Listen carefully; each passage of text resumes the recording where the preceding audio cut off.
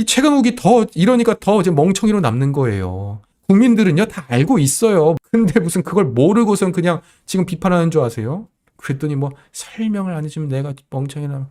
애초에 이렇게 설명이 필요한 말을 했다는 그 자체가 본인이 실패했다는 거예요. 최강욱의 말을 풍자한 게 탄핵 사유면 그럼 본인은 뭐예요? 생각해보니까 최강욱은 민간인 최강욱이다 보니까 본인은 탄핵에서 사유가 없죠.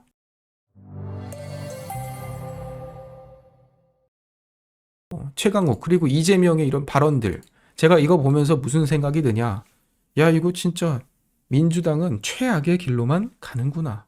본인들이 망언을 하고 끝까지 사과도 안 하는. 지금 최강욱은 잃을 게 없는 사람이에요. 왜냐? 애초에 국회의원 잘렸고 변호사직도 잘렸죠. 유튜버 최강욱입니다. 그러다 보니까 지금 어떻게 해야, 지금 최강욱이 할 수 있는 건 뭐냐? 최대한 강한 발언해서 그 개딸들의 지지를 받아서 뭐 후원금을 모집하든 본인 팬 만드는 거에만 관심이 있는 거예요. 그러니까 맨날 계속 뭐 앙컷 발언이 뭐 이런 말 하고 있는 거고. 반대로 지금 그 비명계에서도 입장이 나오지 않았습니까?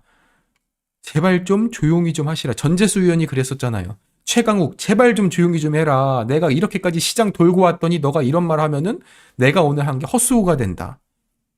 만약에 내년 총선 민주당이 패배하면은 전 누가 뭐라고 해도 그 첫 번째 요인은 바로 이 최강욱이라고 봅니다. 추미애 보세요. 추미애 조국. 윤석열 정부의 정권교체 1등 공신인데 개딸들은요 그 둘한테 잘하고 있다고 해요. 본인들도 잘못한 거 없는 줄 알아요. 그겁니다. 이 개딸이 왜 문제냐? 극성 지지층이 문제인 거는 눈과 귀를 막고 본인들 사이에서 갇혀 살아가지고 본인들이 듣고 싶은 것만 듣고 말하고 싶은 것만 말하고 있는 게 그들의 문제점이라는 거죠. 그렇지만 우리는 이런 실체를 다 알지 않습니까? 오늘은요 한동훈 장관 관련해서 한동훈 장관이 민주당이 문제야 바보야 멍청아 이렇게 발언을 했잖아요. 이게 민주주의야. 그런데 이 최강욱이 여기에 대해서 뭐 암컷 발언 사과도 없이 또 저격을 해요. 한동훈 장관을 향해서. 그러니까 이 최강욱이라는 사람은 딱 이준석과 같은 정치 행보를 보이는 거예요. 여기서 내가 밀리면 내가 지는 거다. 그러니까 결코 사과 안 하고 끝까지 계속 싸우는 건데 그게 지금 한동훈 장관의 노림수에 지금 빠져든 겁니다. 최강욱이 진짜로 똑똑했고 정무적으로 머리가 잘 돌아갔잖아요. 그러면 진작에 사과했고 소리 소문 없이 사라졌겠죠. 그렇지만 최강욱은 지금 여기서 지면 안 된다는 거라니까요. 본인 생각은. 이준석이 그 인유한 위원장한테 영어로 막 쏘아붙이던 그때의 그 심정인 거예요. 그러면서 오늘 말하는 게 뭐 한동훈 장관 끼어들고 싶어서 한동훈 발언이 탄핵 사유다. 정치적으로 편향된 언사를 남발하면 헌법 위반으로 탄핵 사유다. 그러니까 한동훈 장관이 그 최강욱의 말을 어떻게 보면 이거 풍자를 해가지고 바보야 문제는 민주당이 문제야 뭐 이런 식으로 이제 비판했다고. 그걸 갖고선 탄핵 사유라고 합니다. 그러면 한동훈 장관의 그 말이 탄핵 사유면은 그 원문을 사용한 최강욱은 뭡니까? 그래 한동훈 장관이 그 말을 해서 이게 민주당이다 멍청하라는 그 최강욱의 말을 풍자한 게 탄핵 사유면 그럼 본인은 뭐예요? 생각해보니까 최강욱은 탄핵이 안 되는군요. 민간인 최강욱이다 보니까 본인은 탄핵에서 사유가 없죠.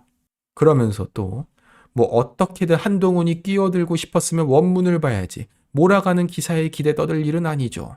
하도 어이가 없어서 그냥 무시하려다가 이렇게라도 알려주지 않으면 계속 제가 멍청이로 남을 것 같아서 설명까지 해줘야 하니 좀 그렇습니다. 그러니까 이게 무슨 말이냐면은 본인이 어떤 칼럼의 내용을 갖고선 그걸 이제 뭐 바보야 문제는 민주주의야 라고 한 건데 본인은 칼럼 갖고선 한 건데 한동훈 장관이 그 원문을 보지 않고선 자기 말만 갖고선 이렇게 풍자를 했다 비꼬 왔다 그러면서 탄핵돼야 된다는 건데 그러면서 뭐 설명을 계속하죠. 제가 가만히 있으면 계속 멍청이로 남을 것 같아가지고 설명까지 하려니까 좀 이 최강욱이 더 이러니까 더 이제 멍청이로 남는 거예요. 국민들은요 다 알고 있어요. 무슨 의미로서 최강욱이 바보야 문제는 민주주의라고 한지 다 알아요. 근데 무슨 그걸 모르고선 그냥 지금 비판하는 줄 아세요? 그랬더니 뭐 설명을 안 해주면 내가 멍청이나. 애초에 이렇게 설명이 필요한 말을 했다는 그 자체가 본인이 실패했다는 거예요. 한동훈 장관은요 이게 민주당이다 멍청아 라고 하는 게 국민들이 더 잘 이해하실 것 같다. 누구나 보더라도 설명이 필요 없죠. 다 알잖아요. 그런데 본인은요 계속 중얼중얼 이걸 내가 말을 안 하고 가만히 있으면 내가 지는 거니까 르르르르르르 그렇게 아무리 뭐 해명을 하더라도 본인이 이 민주주의 공로회장에서 퇴출당하는 것은 세계적인 룰이다. 이것이 한동훈 장관의 멘트였습니다. 그리고 두 번째로 이재명은요 오늘 또 이런 말을 했습니다. 눈 떠보니까 후진국이다. 정부가 무능해도 민주당이 더 유능했더라면 국민께 신뢰를 받았더라면 국민께서 자부심마저 포기하는 일은 없으셨을 거란 생각에 어깨가 더 무거워진다. 지금 뭐 눈 떠보니 후진국이라고 하는데 이 후진국이라는 그 기준이 뭔지 궁금해요. 후진국? 제 생각에는 후진국이라고 함은 기본적으로 이게 그 나라 간의 이런 비교가 해야 되는 거죠. 그러니까 우리 대한민국 그 자체의 문제, 뭐 대한민국의 경제 성장이 떨어지는 후진국이다? 이게 아니라 다른 나라들과 비교를 해야 되는 거 아닙니까? 그러면 이 나라의 위상이 중요할 텐데, 아니 지금 우리가 기사만 보더라도 윤석열 대통령이 지금 영국에 가가지고 국빈 방문하고 김건희 여사는 또 찰스 국왕과 기후변화 관련 환담하고 누가 뭐라고 해도 지금 이건 선진국이죠. 영국으로부터 국빈 방문을 하는 나라가 얼마나 있겠습니까?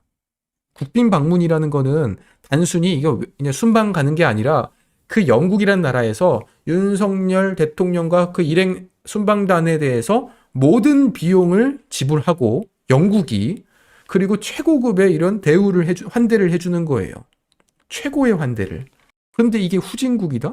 이재명이 말하는 그 후진국의 기준은 뭡니까? 제가 볼 때는요, 그 중국 가서 혼밥한 게 후진국 아닙니까? 중국한테 그렇게 대륙이라면서 띄워줬는데도 불구하고 거기에서 절반 이상의 식사를 대접을 안 해줘가지고 그 중국 서민들 사이에 껴가지고서 우리 대한민국의 대통령이라는 사람이 그 중국 식당 가가지고 혼밥하고 있는 그게 후진국이죠. 눈 떠보니까 후진국이죠, 그때가. 그리고 정부가 무능해도 민주당이 더 유능했더라면 뭐 상황이 나아졌을 것이다. 이거는 맞는 말이에요. 만약에 윤석열 정부가 무능하더라도 민주당이 더 유능했더라면 그럼 대안이 될 수 있었겠죠. 그런데 첫 번째, 윤석열 정부가 지금 무능했느냐? 아니죠. 두 번째, 민주당이 더 유능했느냐? 본인 입으로 그랬잖아요. 그러지 못했다. 만약 정말로 민주당이 민생에 대해서 그렇게까지 많은 고민을 했더라면 저는 내년 총선 쉽지 않았을 거라고 봐요. 그렇지만 지금 민주당은 누가 뭐라고 하더라도 이재명 살리기에만 모든 관심이 집중되어 있고 이재명으로부터 공천받기 위한 그 아부에만 다 매몰되어 있다 보니까 결국에 비명계에 다 지금 빠져나가고 있죠. 민주당 무너지고 있죠. 최강욱에 대해서 누가 뭐라 합니까? 지금 뭐 이재명이 최강욱 징계 6개월 때렸다는데 아니 징계 6개월이 말이 되는 거예요. 징계 6개월은 그 휴가예요, 휴가. 애초에 국회의원도 잘린 사람한테 뭐 당원권 정지가 무슨 의미가 있습니까? 그리고 자꾸 민주당이 하는 얘기 중에 맨날 민주주의. 전 이게 참 제일 같지도 않은 소리라고 생각하는 게 뭐냐. 민주당이 애초에 민주당이잖아요. 그러니까 다시 말해서 뭐 국민이 주권을 갖는 그런 이제 민주주의를 얘기하는 거겠죠. 그러면서 뭐 헌법 얘기도 나오고 정치적 표현의 자유도 나오고 그런데